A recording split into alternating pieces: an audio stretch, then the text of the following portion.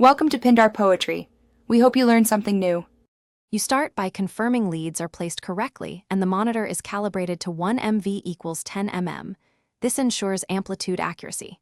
Once done, set sampling at 500 Hz or higher to capture waveform detail and apply filters of about 0.05 to 150 Hz to remove baseline wander and high-frequency noise. Make sure gain and paper speed are standard. This prevents measurement errors later. You now have a clean, calibrated raw ECG signal ready for interval and amplitude calculations. You now locate P waves, QRS complexes, and T waves across leads and mark onsets and offsets precisely. Once marked, measure PR, QRS, and QT intervals in milliseconds using the calibrated time base. Correct QT for heart rate if needed. Simultaneously quantify peak-to-peak amplitudes in millivolts using the 1 MV equals 10 mm scale.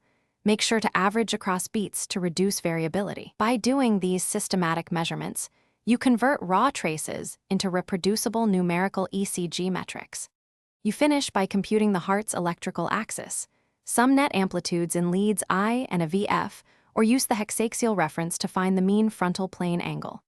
Once done, calculate derived values such as corrected QT and heart rate variability metrics from the intervals you measured. Make sure to cross-check calculations against multiple leads and average beats. If results look inconsistent, check for lead reversal, baseline drift, or low sampling rate.